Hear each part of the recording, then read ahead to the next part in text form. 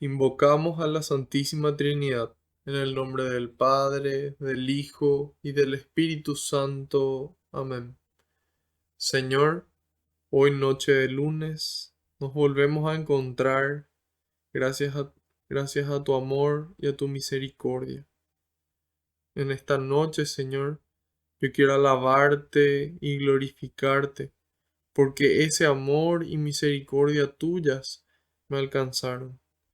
Quiero alabarte y glorificarte, porque no nos tratas como merecen nuestras culpas.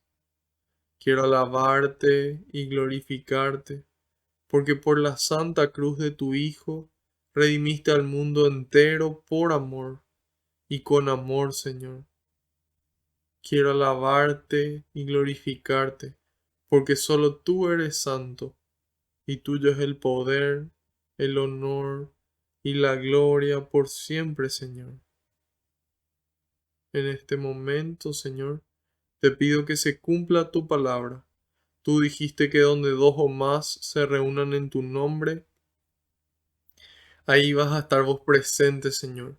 Y nosotros sabemos que aunque no te podamos ver, tú estás aquí entre nosotros, contento, muy contento, Señor, de que podamos encontrarnos contigo, con tu palabra, con tu mensaje, con tu amor, con tu persona.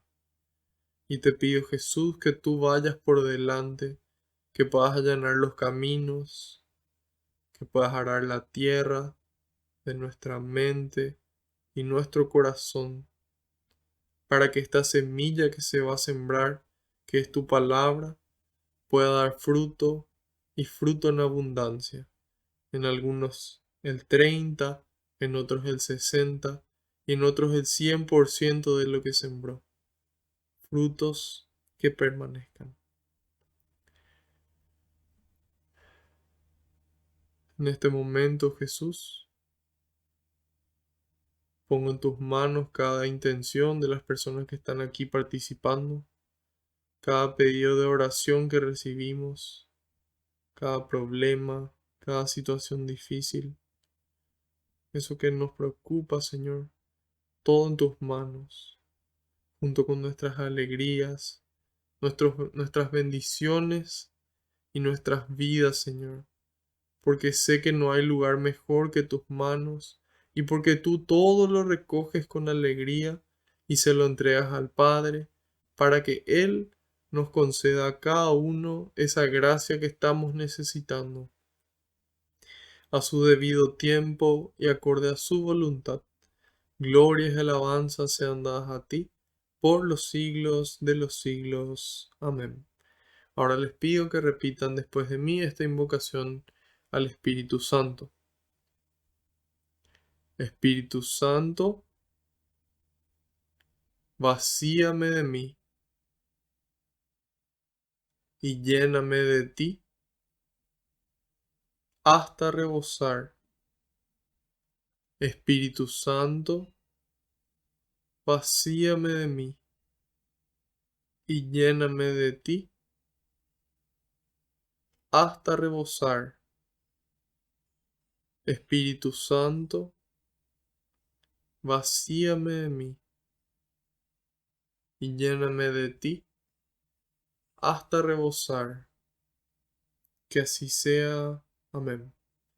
Ahora les quiero pedir un favor, que en un momento de silencio intercedan por mí ante el Padre, para que todo lo que transmita sea su voluntad con las palabras del Hijo y que sea el Espíritu Santo el que obre en ustedes con intensidad y en mí también.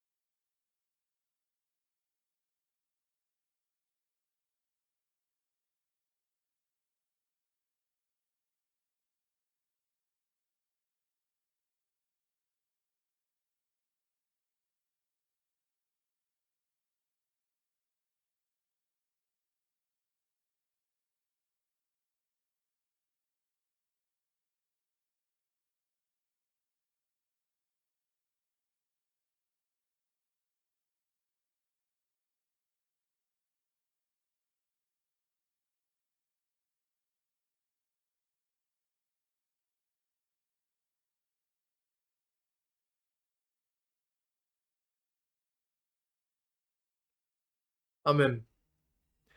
Gracias. Hoy vamos a empezar nuestra primera lectura con la carta de San Pablo a los romanos. Esta carta está justo después del libro de Hechos de los Apóstoles. Vamos a empezar en el capítulo número 5. Iremos de los versículos 1 al 11.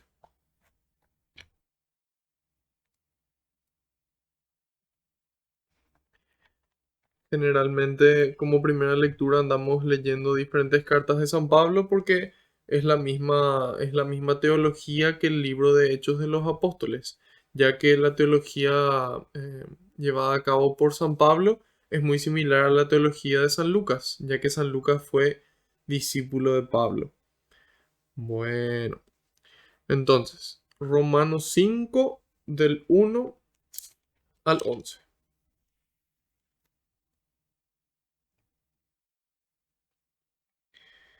Por la fe, pues, hemos sido hechos justos y estamos en paz con Dios por medio de Jesucristo nuestro Señor. Por Él hemos tenido acceso a este estado de gracia e incluso hacemos alarde de esperar la misma gloria de Dios. Incluso no nos acobardamos en las tribulaciones, sabiendo que la prueba ejercita la paciencia, que la paciencia nos hace madurar y que la madurez aviva la esperanza, la cual no quedará frustrada, pues ya se nos ha dado el Espíritu Santo, y por él el amor de Dios se va derramando en nuestros corazones. Fíjense cómo Cristo murió por los pecadores cuando llegó el momento en un tiempo en que éramos impotentes. Difícilmente aceptaríamos morir por una persona justa. Tratándose de una buena persona, tal vez alguien se atrevería a sacrificar su vida. Pero Dios dejó constancia del amor que nos tiene. Cristo murió por nosotros cuando todavía éramos pecadores. Con mucha más razón, ahora nos salvará del castigo, si por su sangre hemos sido hechos justos y santos. Cuando éramos enemigos, fuimos reconciliados con Él por la muerte de su Hijo. Con mucha más razón, ahora su vida será nuestra plenitud. No solo eso, nos sentiremos seguros de Dios gracias a Cristo Jesús nuestro Señor, por medio del cual hemos obtenido la reconciliación. Palabra de Dios, te alabamos, Señor. Entonces empieza este capítulo diciendo, por la fe, pues, hemos sido hechos justos y estamos en paz con Dios por medio de Jesucristo nuestro Señor. Por la fe, dice. ¿Por qué? ¿A qué se refiere con que por la fe hemos sido hechos justos? Que no fue por nuestros méritos. Eso es lo que está diciendo San Pablo. No es porque nosotros éramos demasiado buenos que fuimos hechos justos, sino por la fe, sino por creer realmente en Dios y creer en el plan de salvación que Él tenía para toda la humanidad, para toda la humanidad, para todos los que estuvieron antes de Cristo, para los que estuvieron durante la época en que Cristo vivió y para todos los que, para todos los que viven hasta su hasta su segunda venida. Entonces dice, por la fe, pues hemos sido hechos justos y estamos en paz con Dios por medio de Jesucristo nuestro Señor. Entonces, ¿qué fue lo que ocurrió? Ocurrió lo que se conoce como el pecado original. ¿Qué es ese pecado? Es la desobediencia a Dios. Es la elección que hace el hombre en su libertad de un camino diferente al que Dios le propone. ¿Sí? Entonces, por un hombre entró el pecado al mundo. ¿Sí? Eso es lo que nos dice la Sagrada Escritura, que por Adán entró el pecado al mundo. Entonces, a partir de ahí, toda la humanidad se ve afectada por el pecado. Y al ser una falla a Dios, es una falla impagable, ¿sí? No es lo mismo cometer, por ejemplo, un crimen contra una persona desconocida en defensa propia que cometer un crimen contra un familiar, por ejemplo, o contra algún gobernante importante. Entonces, las penas aumentan en la medida en la que es más importante la persona que se comete. Así funciona la ley civil, la ley penal. Entonces, imagínense no fallarle solamente a una persona, sino fallarle a Dios mismo. Entonces, al fallarle a Dios, nosotros teníamos una deuda que nosotros como personas, como seres humanos, no podíamos pagar. Y entonces, ¿qué ocurre? Dios en su plan de amor decide que su hijo se encarne, su hijo único se encarne, para que a través de su muerte y resurrección, esa deuda que teníamos nosotros con Dios queda saldada. San Pablo dice en una de sus cartas, la deuda que teníamos con Dios, la deuda que cargábamos, ha sido cancelada en la cruz.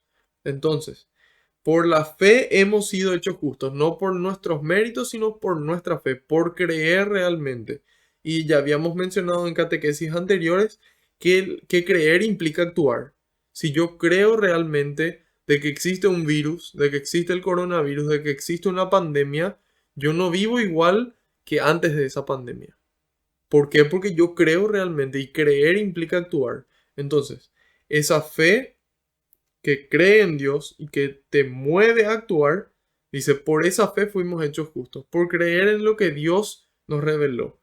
Y dice, y estamos en paz con Dios por medio de Jesucristo nuestro Señor. Entonces, Él fue el mediador, Él fue el instrumento, Él fue la persona que conquistó esta salvación para nosotros. Y dice en el 2, por Él hemos tenido acceso a este estado de gracia e incluso hacemos alarde de esperar la misma gloria de Dios. Es decir, esa gloria que recibió Jesucristo una vez que fue resucitado, también nosotros esperamos. Nosotros también esperamos que en el día de nuestro juicio, cada uno va a tener su juicio personal, en donde cada uno va a rendir cuenta de las decisiones que tomó, de las elecciones que en libertad uno tomó. Entonces, esas son decisiones de amor, decisiones en donde yo decidí amar o yo decidí no amar.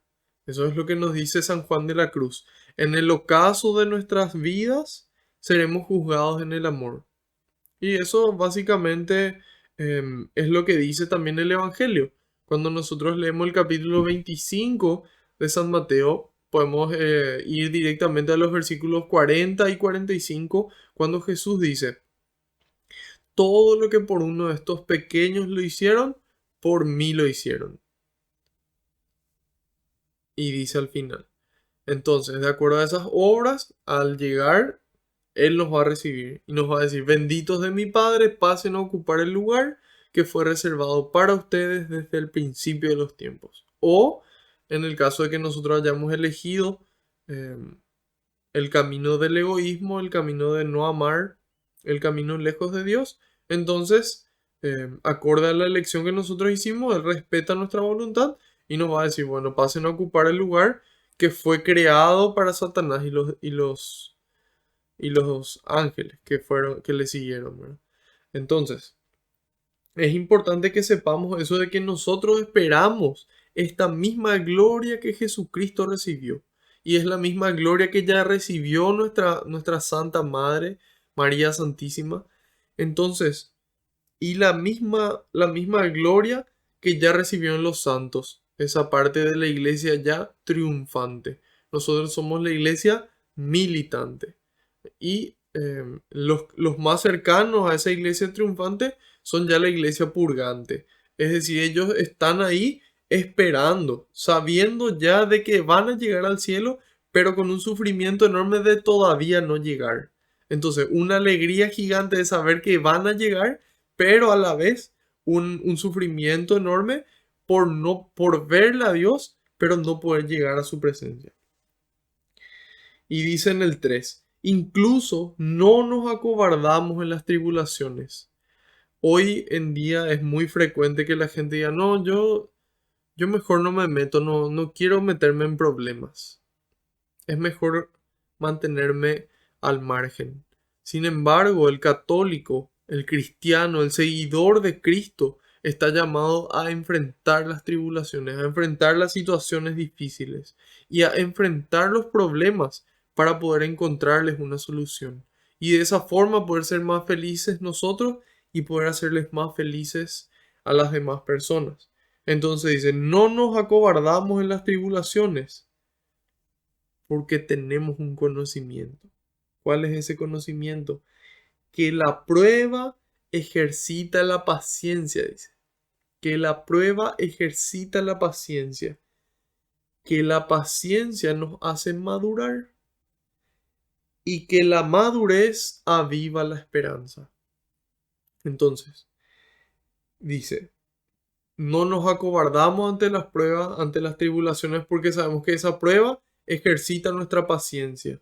Que esa paciencia a su vez nos hace madurar, nos hace crecer, nos hace afirmar nuestra fe. Que ya no sea solamente un sentimiento, sino una fe madura, una fe completamente razonada, dice San Juan Pablo II. Em, Él escribió una encíclica que se llama Fides et Ratio, que significa fe y razón. Y ahí él expresa, como ya muchas veces lo mencionamos, pero es importante volver a recordarlo, que la fe y la razón son como las alas, dice. Son como las alas. La fe y la razón son como las alas que elevan al espíritu a la contemplación de la verdad. Entonces, nosotros, todas las personas, tenemos esa sed de verdad. Aunque haya gente que crea en Dios, gente que no crea, gente que luche en contra, ellos de igual forma buscan la verdad. Entonces, esa verdad a la que podemos llegar a contemplar en la medida en la que con nuestra fe creemos lo que Dios nos revela y que con nuestra razón entendemos lo que Dios quiere para nosotros y para el mundo entero. Entonces, ahí dice que es un complemento, ¿sí?, entre la fe y la razón. Por la fe hemos sido justos, pero ahora dice, porque sabemos que estas pruebas hacen crecer la paciencia y la paciencia genera madurez. Y dice, la madurez aviva la esperanza, porque cuando yo entiendo de que hay momentos difíciles y que en esos momentos difíciles igual Dios me acompaña, igual Dios me ama, entonces eso me da esperanza de continuar luchando. Eso me da una esperanza que puede llegar hasta el momento del final de mi vida y que Dios pueda recibirme en sus manos, en sus brazos al final de ella. Entonces dice, cuando yo entiendo que los problemas, las dificultades generan paciencia, esa paciencia me da madurez y esa madurez me da esperanza para continuar, entonces ahí yo enfrento los problemas con una actitud diferente. Yo dejo de ver eso como un castigo, dejo de ver eso como una dificultad y empiezo a verlo como una como oportunidad de que Dios obre ahí, de que sobre esa situación pueda derramarnos en nosotros la gracia para dar testimonio en esa situación difícil. Y dice, la cual no quedará frustrada, pues ya se nos ha dado el Espíritu Santo. Nosotros, queridos hermanos, queridas hermanas, vivimos en un tiempo muy bendecido, porque imagínense Abraham, Isaac, Jacob, Moisés, Josué y todos los profetas que vinieron antes. Ellos creyeron en Dios sin haber recibido al Salvador, sin que haya llegado Jesucristo a mostrar la verdad y a salvarnos. Sin embargo, ellos caminaban en fe. Ellos creían en lo que Yahvé, el Padre, les reveló. Entonces, ellos en fe caminaban sin tener un Salvador. O sea que imagínense ustedes que ellos, sin tener todavía esa salvación que viene de Dios, caminaban en fe y vivieron sus vidas para Dios. Entonces, después vino Cristo en la plenitud de los tiempos y nos mostró, y ahí Él nos dice, yo no vine a modificar la ley, a cambiar la ley, sino a mostrar su forma definitiva. Entonces, el primero con Abraham eh, iba siendo una tradición oral. Después con Moisés se ponen las leyes en piedra. Y después cuando Cristo viene, cambia eso. Cambia. En lugar de ser piedra, escribe en nuestros corazones la ley. Escribe por dentro. Entonces la ley, en vez de estar afuera, está adentro de esa ley del amor. Y desde adentro nos empuja a actuar, nos empuja a amar. Y ahí dice, ya se nos ha dado el Espíritu Santo. Entonces, imagínense que cuando Jesús va a subir al Padre, que cuando Él está próximo a su muerte, Él les dice, a ustedes les conviene que yo suba al Padre, dice Jesús. Imagínense, Jesús, Jesucristo, el Rey de Reyes, el Señor de Señores, nos dice, les conviene a ustedes que yo ya no esté en la tierra. O sea, imagínense lo importante que es el Espíritu Santo, porque Jesús fue el que predicó y obró en consecuencia para que la gente crea ese mensaje de la buena noticia, de ese reino de Dios que ya está entre nosotros. Entonces, imagínense que Jesús, el Maestro, les dice a sus discípulos, a ustedes les conviene que yo suba al Padre para enviarles, para que Él les envíe el Espíritu Santo. Entonces ahí nos damos cuenta de la importancia del Espíritu Santo. Y dice, y por Él el amor de Dios se va derramando en nuestros corazones. Entonces por ese Espíritu Santo se derrama en nuestros corazones. En otras traducciones dice, em,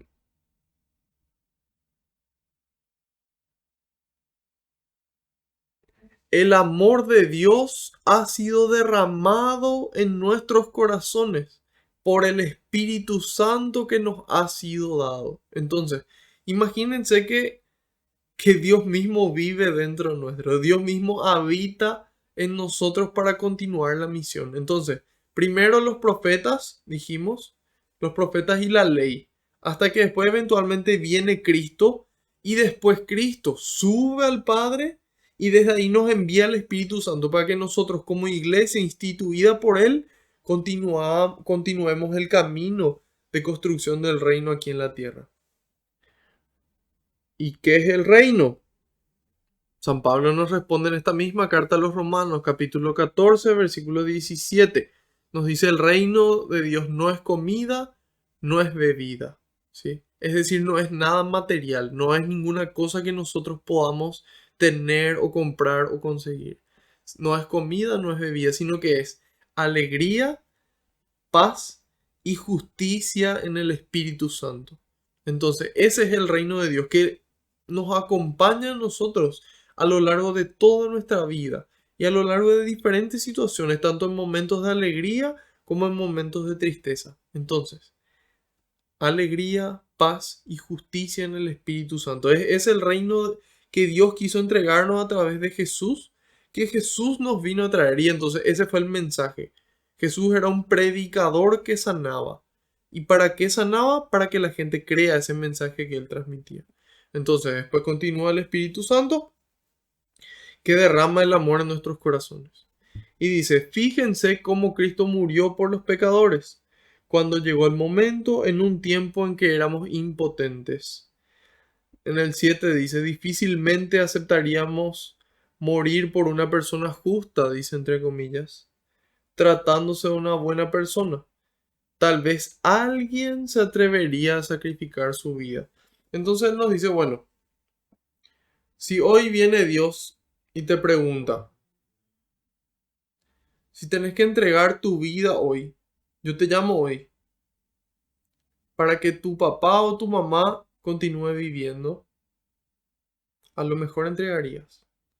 O si te dice, mira, si yo te llamo ahora, estos son solamente ejemplos, si yo te llamo ahora para que tu hijo continúe viviendo, probablemente sacrificaríamos nuestra vida.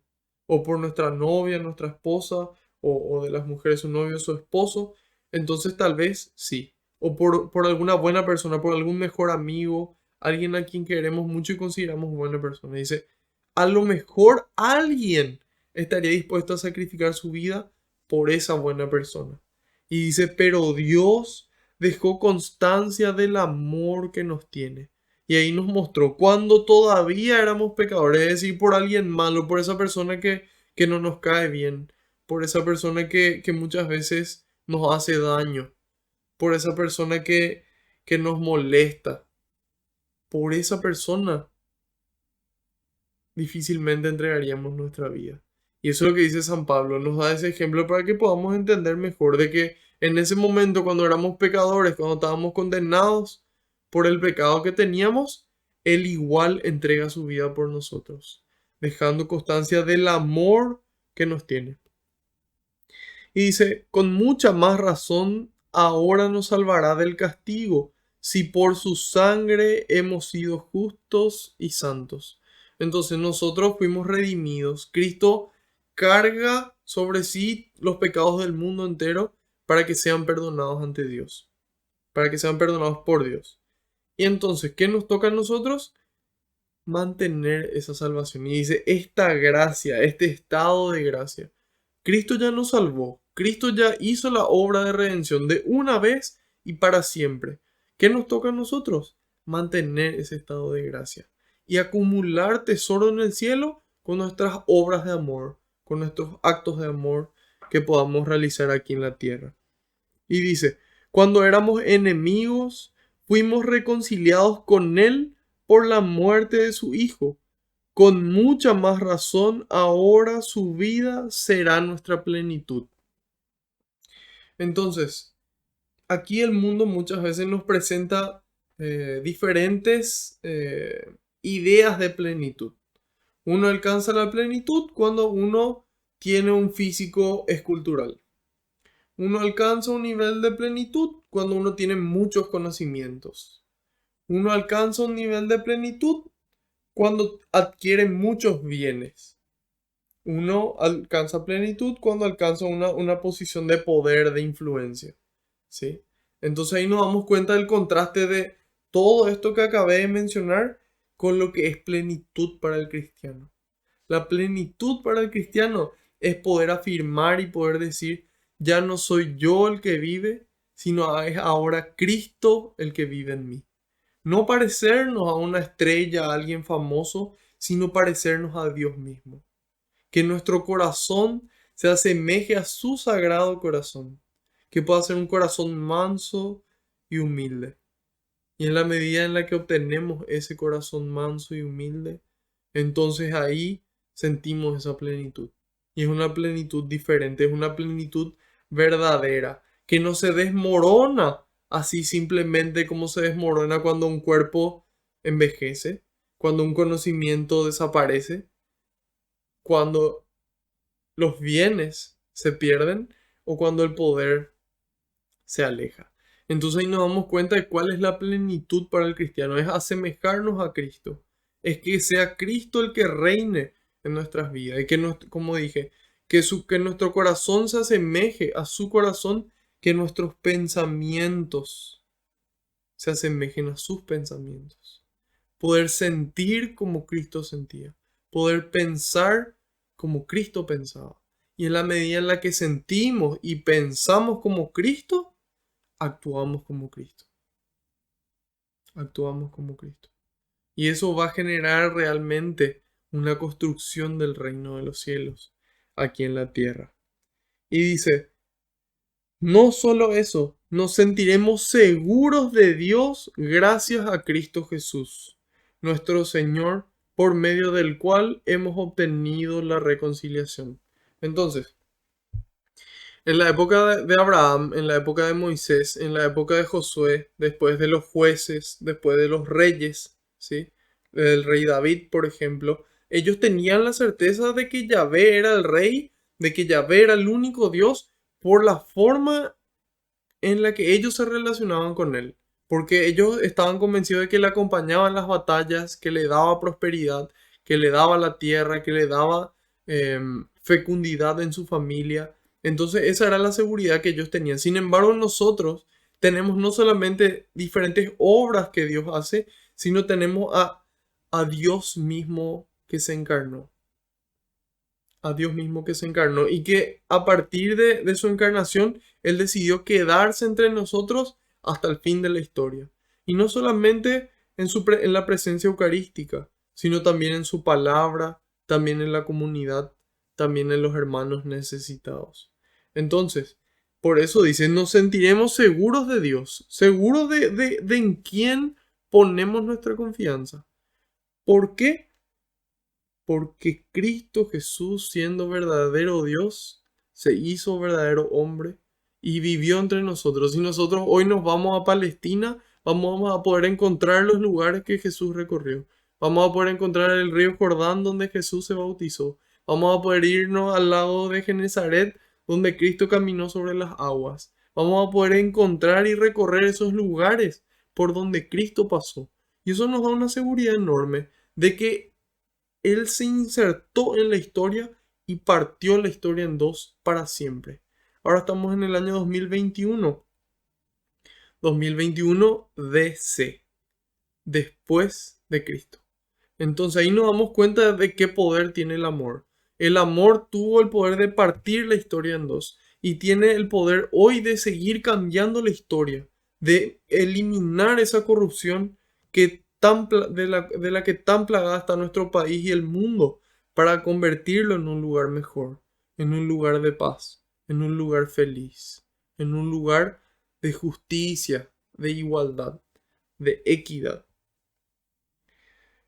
Y entonces dice que por medio del cual hemos obtenido la reconciliación. Entonces, en resumen, es fundamental nuestra fe.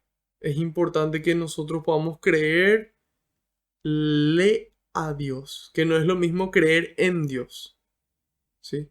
¿Por qué? Porque Dios no es algo, sino que Él es alguien.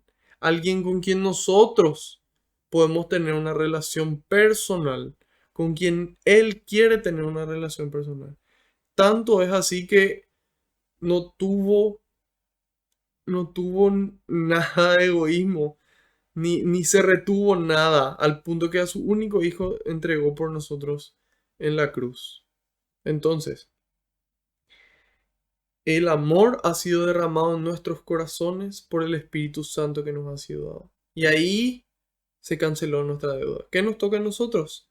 Mantener esa deuda en cero. Que podamos nosotros, guiados y fortalecidos por el Espíritu Santo, que especialmente cuando estamos en estado de gracia puede obrar en su máximo poder, sentirnos movidos por Él para construir el reino y de esa forma seguir el camino de nuestro Señor. De esta forma pasamos al libro de Hechos de los Apóstoles.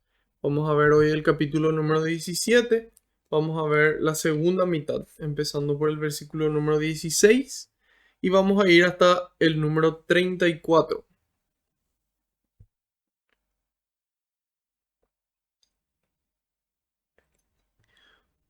Si todavía no pudieron compartir o difundir, esta es una buena oportunidad para poder hacerlo, así que pueden aprovecharla y así colaboramos también con la construcción del reino.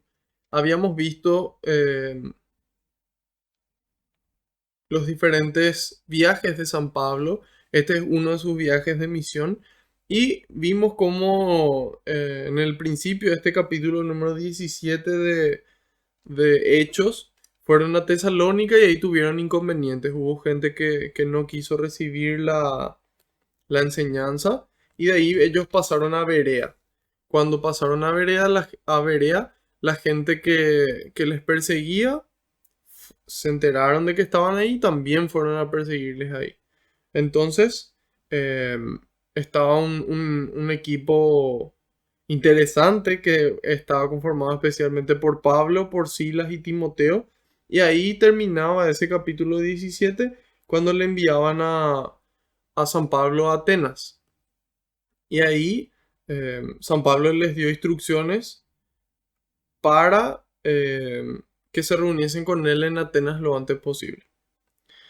Entonces es en este contexto que vamos a comenzar. En este momento Sale fuera toda esa pereza, todo ese cansancio, ese sueño, y el Espíritu Santo renueva nuestras fuerzas y saca fuera todo lo que no viene de Dios, de estos cuerpos estudiosos y trabajadores. Así que ánimo, queridos hermanos, em, que este alimento nos tiene que durar lo máximo posible. Así que em, degustémoslo, disfrutémoslo, prestémosle toda la atención que podamos.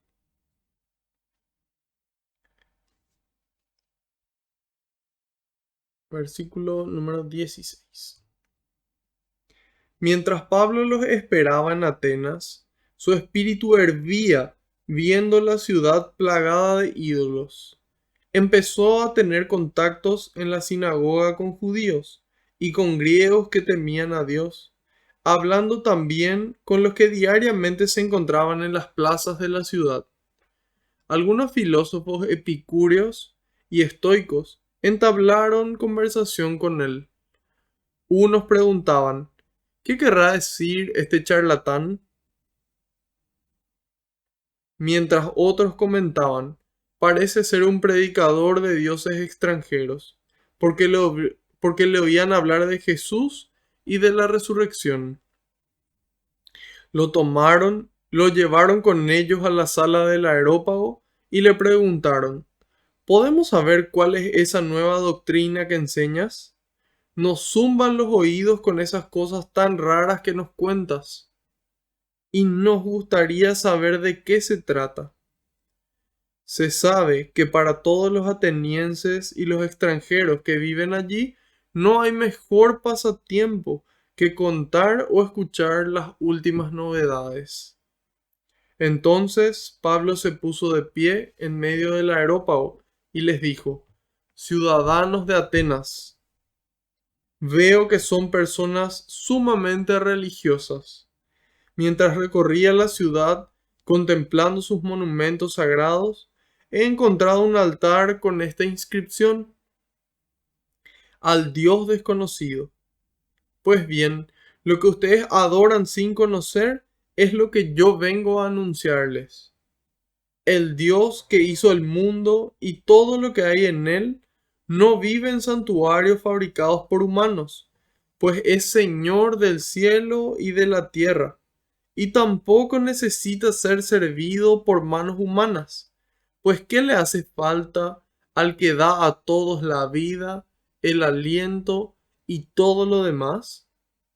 Habiendo sacado de un solo tronco toda la raza humana, quiso que se estableciera sobre toda la faz de la tierra, y fijó para cada pueblo cierto lugar y cierto momento de la historia.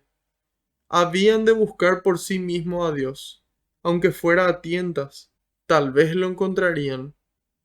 En realidad, no está lejos de cada uno de nosotros, pues en él vivimos, nos movemos y existimos. Como dijeron algunos poetas suyos, somos también del linaje de Dios. Si de verdad somos del linaje de Dios, no debemos pensar que la divinidad se parezca a las creaciones del arte y de la fantasía humanas, ya sean de oro, plata o piedra. Ahora, precisamente, Dios quiere superar esos tiempos de ignorancia y pide a todos los hombres de todo el mundo un cambio total. Tiene ya fijado un día en que juzgará a todo el mundo con justicia, valiéndose de un nombre que ha designado y al que todos pueden creer, pues Él lo ha resucitado de entre los muertos. Cuando oyeron hablar de resurrección de los muertos, unos empezaron a burlarse de Pablo y otros le decían: sobre esto te escucharemos en otra ocasión. Así fue como Pablo salió de entre ellos. Algunos hombres, sin embargo, se unieron a él y abrazaron la fe entre ellos Dionisio, miembro del Areópago, y una mujer llamada Dámaris, y algunos otros. Palabra de Dios, te alabamos, Señor. Entonces, aquí vemos cómo actúa cómo actúa San Pablo en Atenas. Dice, él estaba esperando a Silas y a Timoteo para que vengan junto a él en Atenas. Dice, mientras Pablo los esperaba en Atenas, su espíritu hervía viendo la ciudad plagada de ídolos. Entonces, ahí nos damos cuenta de que esta espera que estaba haciendo San Pablo era una espera activa, ¿sí? Eso significa de que él estaba haciendo algo al respecto mientras que él esperaba. Nosotros muchas veces esperamos algo de Dios, esperamos alguna gracia, esperamos alguna virtud, a veces esperamos alguna persona de Dios, que venga de Dios, que Dios nos mande o ponga en nuestro camino. Sin embargo, nosotros permanecemos de brazos cruzados o tal vez con las manos juntas en oración, pero sin ocuparnos nosotros. Entonces, aquí San Pablo nos da el ejemplo de lo que se llama espera activa. Si yo espero algo de Dios, yo actúo en consecuencia para poder estar listo para recibirlo. Para que en el momento en el que Dios me quiera dar esa gracia, yo esté listo para recibirlo. Entonces esa es la espera activa. Entonces, nunca se pierde el tiempo cuando este tiempo se invierte para Dios y los hermanos. Entonces, esta espera nunca se pierde, nunca se pierde ese tiempo de espera en la medida en la que esa espera la invertimos en Dios y en los hermanos. Y dice, mientras Pablo los esperaba, su espíritu hervía viendo la ciudad plagada de ídolos. Entonces ahí vemos que en esa espera activa él estaba atento a lo que ocurría a su alrededor y eso le molestaba a él. Él no podía vivir indiferente ante esa situación que estaba ocurriendo a su alrededor. Y, y puede ser que esto que le pasaba a Pablo, este enojo, esta situación, que pueda estar muy lejos de lo que nosotros muchas veces sentimos. Hay veces que ya nuestra conciencia se silencia y nos limitamos a hacer lo que podamos solamente. Y a decir, no, hay cosas que no pueden cambiar, hay cosas que son así nomás luego. Y ese es uno de los peligros más grandes que puede tener un cristiano, el conformarse. Entonces muchas veces se producen estas idolatrías alrededor nuestro o incluso en nuestras propias vidas. Y no nos damos cuenta porque ni siquiera sabemos, pensamos que idolatría solamente son, no sé, ir a otra religión o algo por el estilo, o ir al satanismo incluso. Entonces, las idolatrías implican solamente poner a alguien o a algo el lugar que le corresponde a Dios. ¿Qué es la idolatría? Es colocar a alguien o a algo en el lugar que Dios debe ocupar. Entonces, nuestra prioridad uno tiene que ser Dios y la santidad, la salvación. Esa tiene que ser nuestra prioridad uno. Desde el momento en el que nosotros anteponemos a una persona, a una situación o alguna cosa en primer lugar, dejando de lado a Dios, esas son idolatrías. Entonces muchas veces puede ocurrir eso en nuestro alrededor, de que a nuestra familia le importa más irse a ver un partido de fútbol que irse a la misa. Entonces, teniendo la oportunidad y la posibilidad de irse el día anterior igual a la misa para estar con Dios, deciden realizar otras actividades o hacer algo en familia o irse al cine o utilizar para alguna otra recreación o simplemente dormir incluso.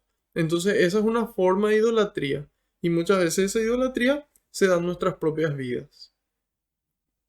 Entonces, ahí surge la pregunta, ¿cómo reconocer esa idolatría? ¿Cómo yo reconozco si es que hay suciedad en mi cara?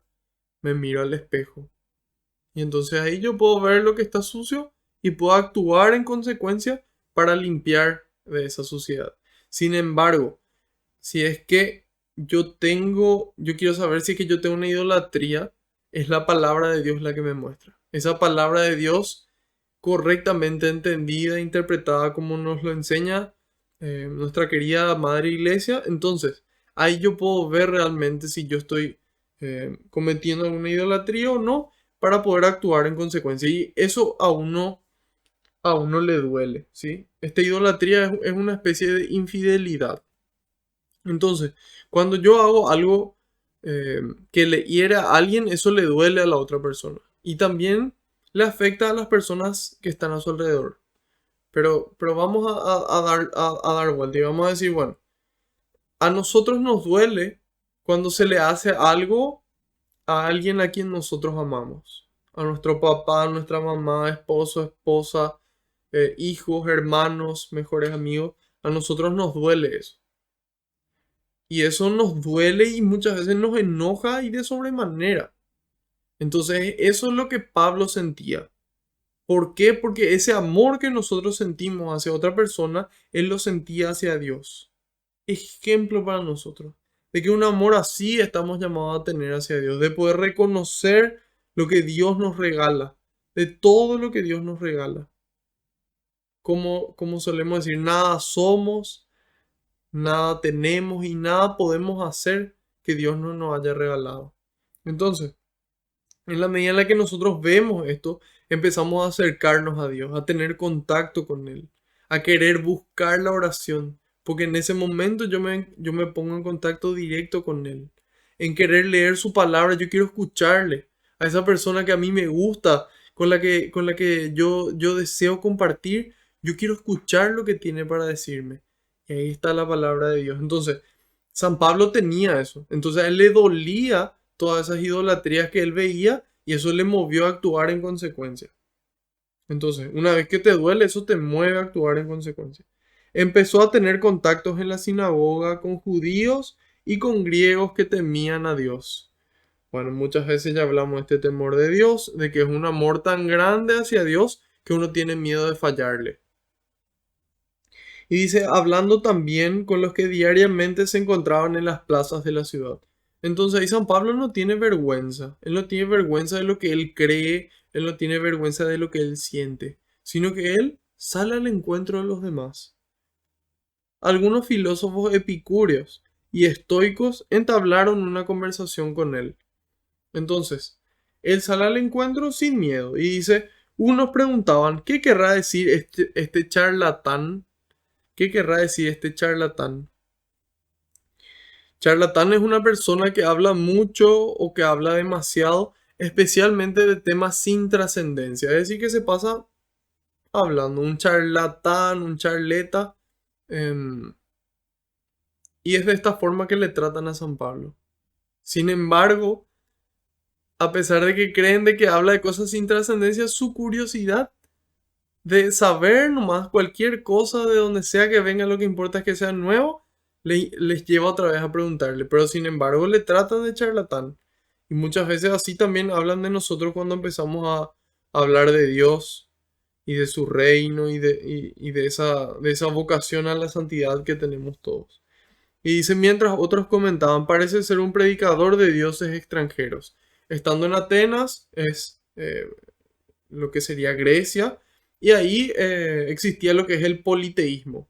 Ellos creían en Zeus, Hera, Ares, Atenas, etcétera, etcétera, los diferentes dioses. Entonces, esos eran los dioses locales. Y aquí menciona de que es un charlatán, de que habla de dioses extranjeros, porque Yahvé no era el dios de Grecia. Porque le oían hablar de Jesús y de la resurrección.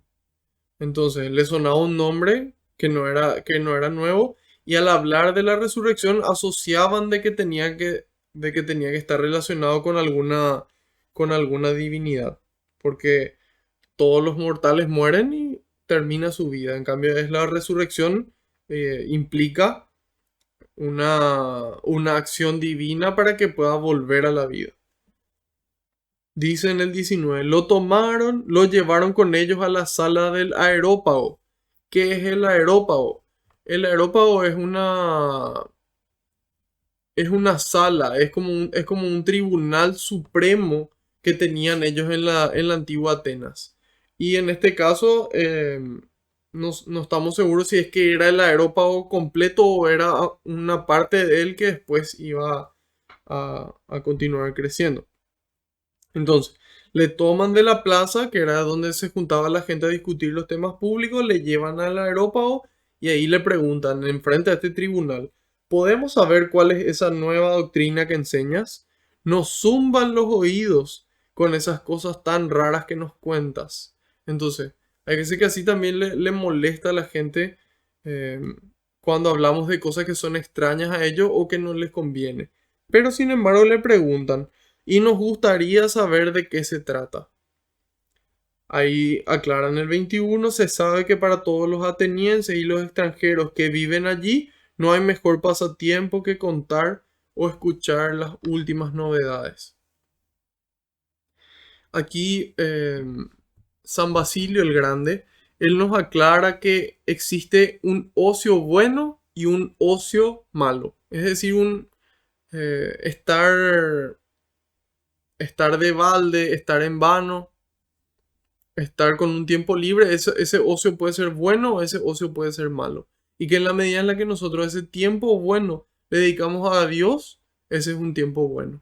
Porque ese tiempo nos renueva, nos acerca a Dios, nos llena de su amor y nos da la fuerza para poder enfrentar el día a día.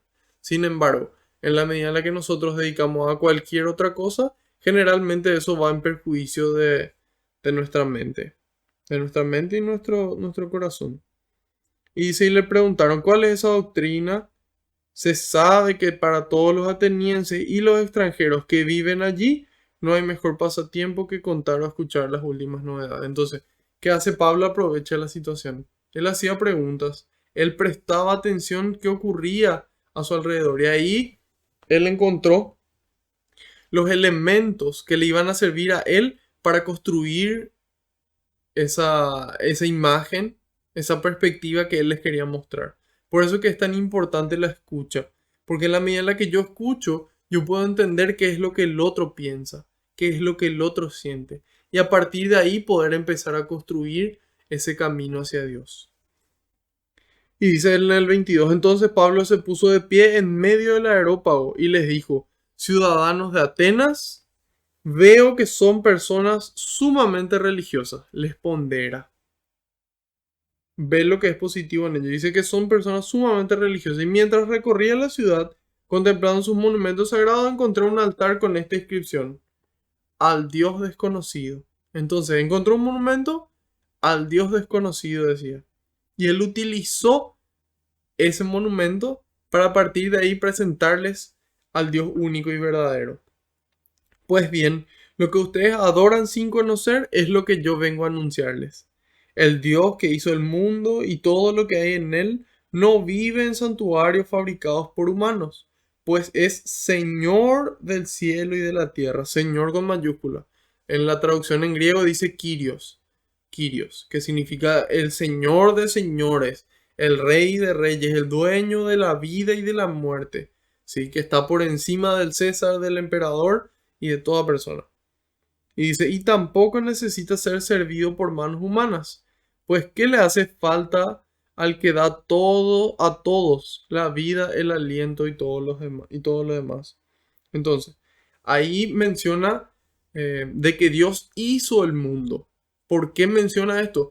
Porque había cierta corriente que se llama panteísta, que implica de que el mundo, ¿sí? Todo lo que nos rodea, el cuadro, la pared, las casas, los árboles, todo eso es Dios. De que el universo en sí es Dios, ¿sí? Eso se llama panteísmo.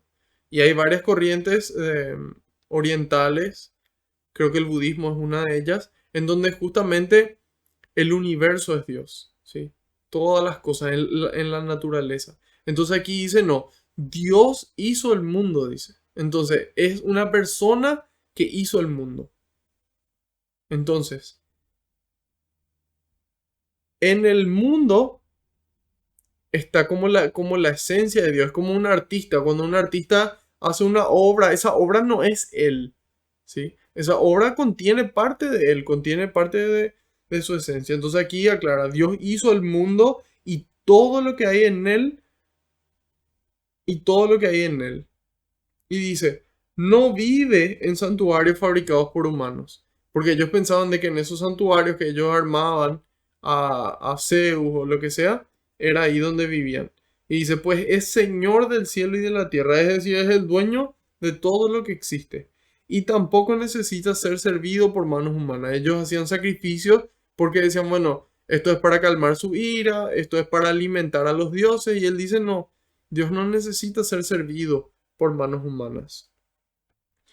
Habiendo sacado de un solo tronco toda la raza humana, quiso que se estableciera sobre toda la faz de la tierra.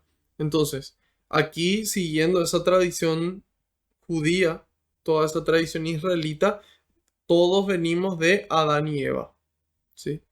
Entonces, por eso a eso se refiere con que de un solo tronco quitó toda la raza humana y que quiso que se estableciera sobre toda la faz de la tierra y fijó para cada pueblo cierto lugar y cierto momento de la historia. Nadie elige cuándo nacer o en qué momento quiere nacer o en qué época quiere nacer, sino que Dios elige eso por nosotros. Y dice, habían de buscar por sí mismo a Dios, aunque fuera a tientas. Y ahí vemos lo que se conoce como el fenómeno religioso.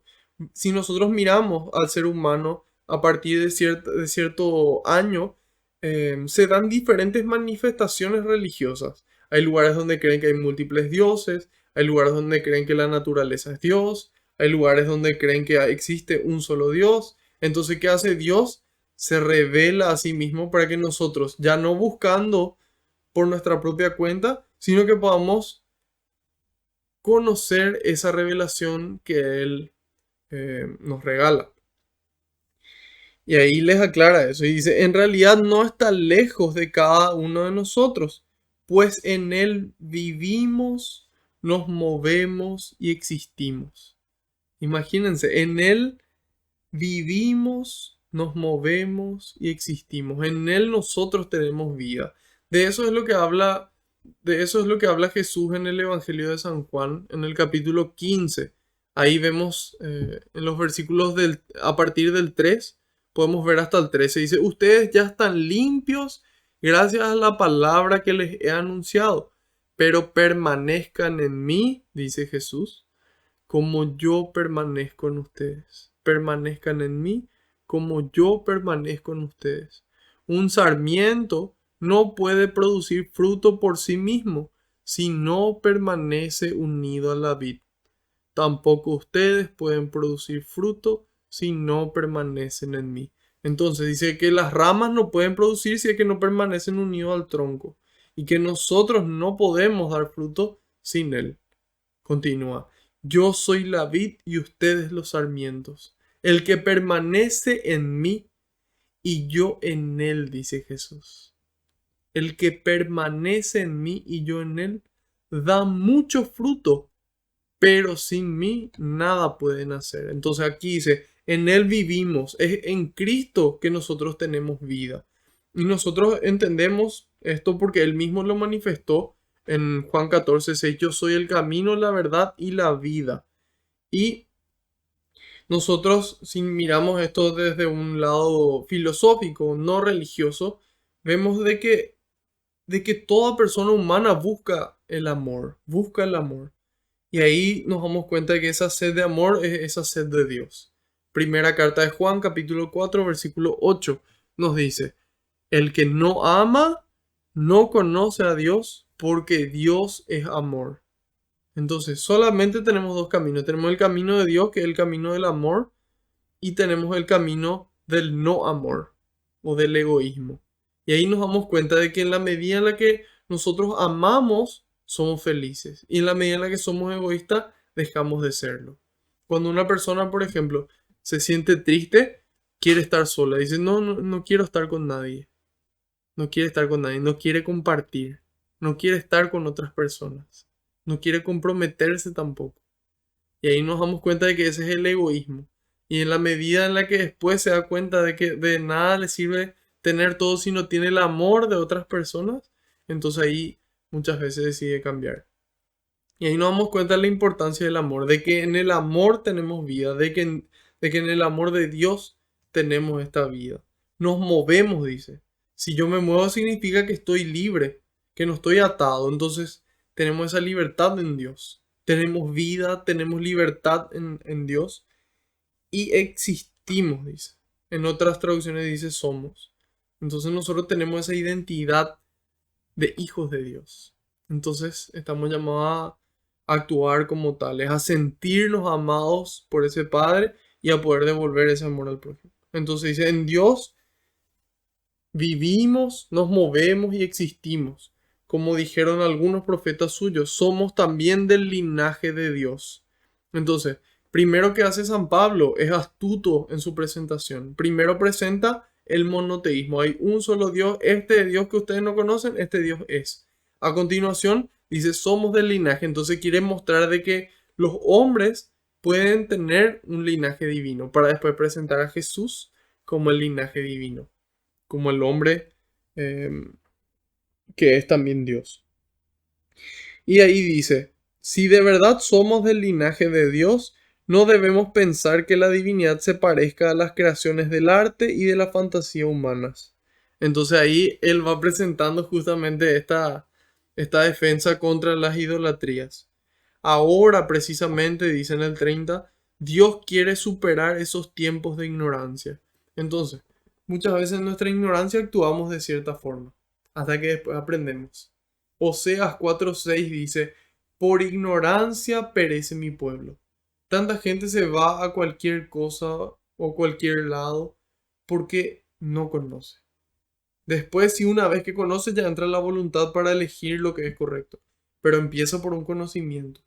Entonces, esa inteligencia, ese conocimiento es importante. Es importante. Entonces, ahí dice, ahora precisamente Dios quiere superar esos tiempos de ignorancia. Hoy, 22 de febrero de 2021, estas palabras son para nosotros. Ahora precisamente Dios quiere superar esos tiempos de ignorancia. Y pide a los hombres de todo el mundo un cambio total. Es decir, que pongamos las prioridades en su lugar. Lo que es verdaderamente importante, eso primero. Y dice, tiene ya fijado un día en que juzgará el mundo con justicia, valiéndose de un hombre que ha designado. Entonces ahí nos habla de un juicio, de que existe un juicio. Cada uno va a tener su juicio personal en el momento en el que le toque morir. Y si finalmente Cristo viene antes de nuestra muerte, entonces nos va a tocar el juicio ya eh, con todos los vivos que estén en ese momento y con todos los que ya hayan muerto antes. Y ahí va a ocurrir el tema de los cuerpos gloriosos. Los cuerpos, ¿sí? Van a ser gloriosos así como el cuerpo de Cristo. Van a poder comer, van a poder hacer todas las cosas que el cuerpo de Cristo hace.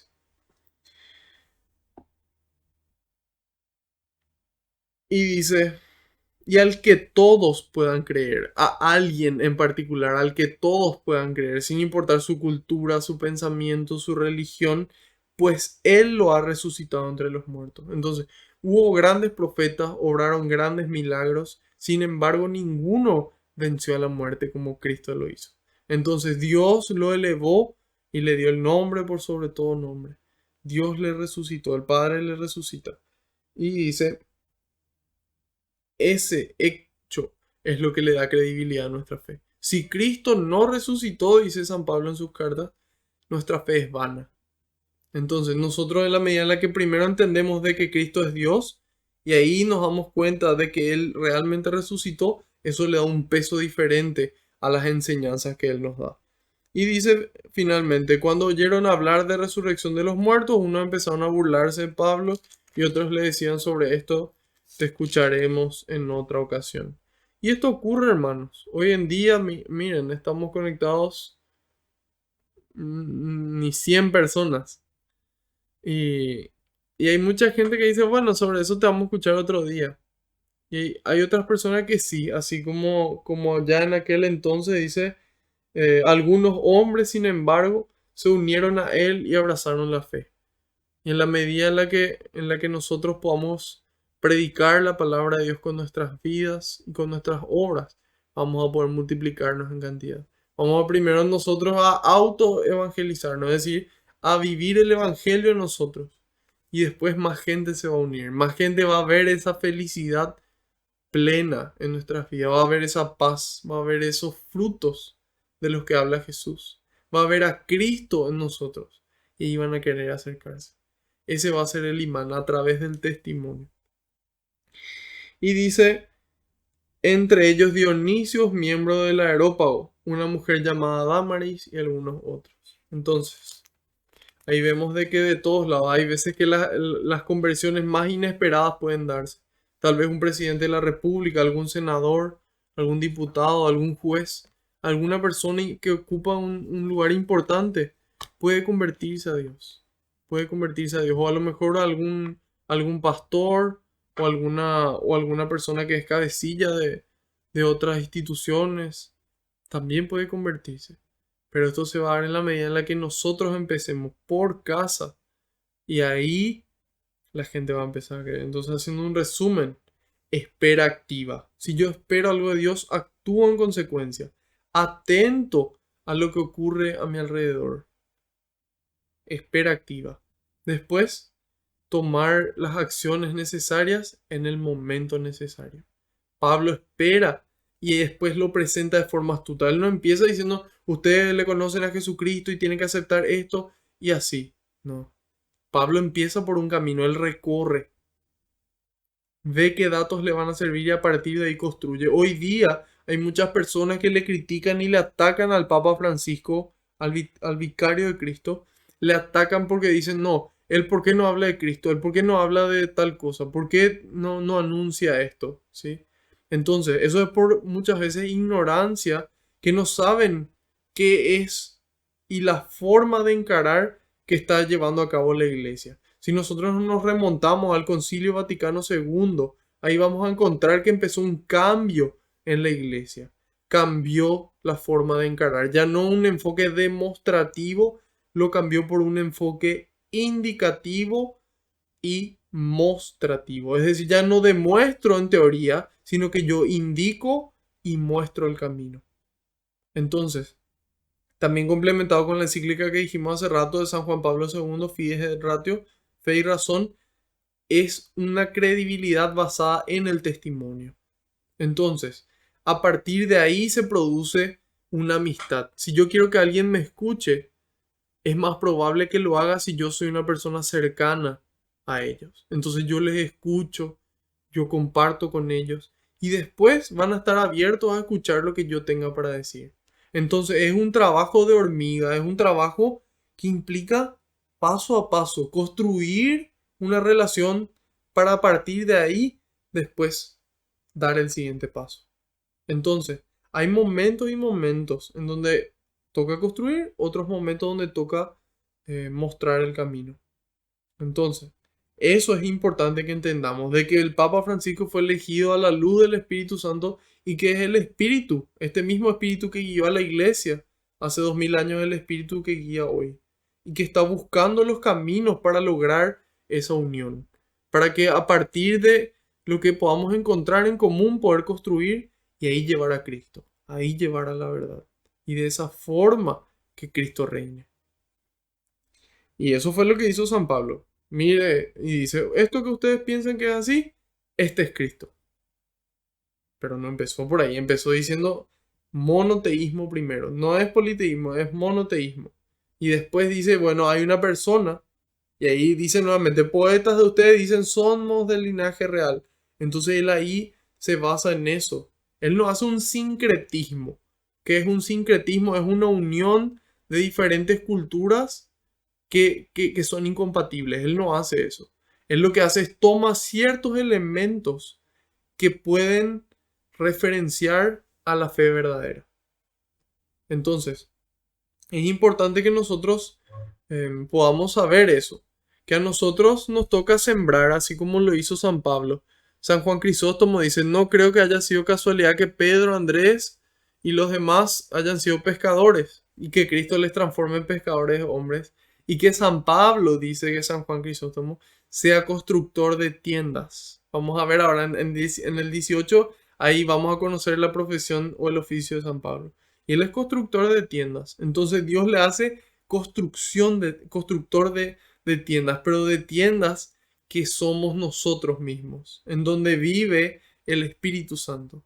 y tiendas que fueron esas primeras iglesias, esa iglesia de Antioquía, esa iglesia de Tesalónica, en donde Cristo también habita. Entonces,